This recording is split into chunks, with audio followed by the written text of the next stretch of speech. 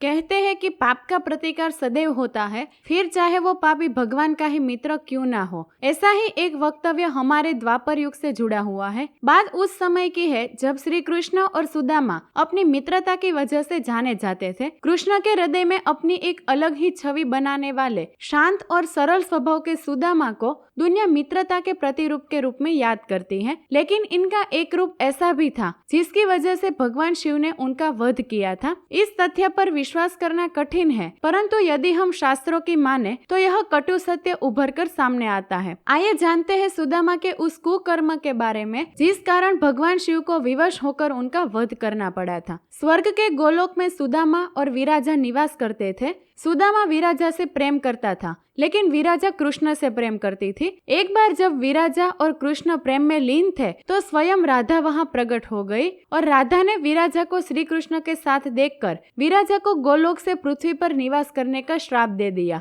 और किसी कारणवश राधा जी ने सुदामा को भी पृथ्वी पर निवास करने का श्राप दे दिया, जिससे उन्हें स्वर्ग से पृथ्वी पर आना पड़ा। मृत्यु के पश्चात सुदामा का जन्म राक्षस राजदंभ के यहाँ शंखचूर्ण के रूप में हुआ और विराजा का जन्म धर्मराज के यहाँ तुलसी के रूप में हुआ। शंखचूर्ण माता तुलसी से विवाह के बाद उनके साथ अपनी राजधानी वापस लौट आए। शंखचूर्ण को भगवान ब्रह्मा द्वारा वरदान प्राप्त था कि जब तक तुलसी तुम पर भरोसा करेंगे तब तक तुम्हें कोई जीत नहीं पाएगा। शंखचूर्ण को रक्षा के लिए एक सुरक्षा कवच भी दिया गया था। धीरे धीरे कई युद्ध जीतते हुए तीनों लोकों के स्वामी बन गए। शंखचूर्ण के क्रूर अत्याचार से परेशान देवताओं ने भगवान ब्रह्मा से इसका समाधान मांगा। ब्रह्मा ने इस विषय पर भगवान विष्णु से सुझाव लिए जाने की बात पर देवतागण भगवान विष्णु के पास गए। विष्णु जी ने देवताओं को शिव जी से सुझाव लेने को कहा। देवताओं की परेशानी को समझते हुए शिव जी शंखचूर्ण से युद्ध करने के लिए अपने पुत्रों कार्तिकेय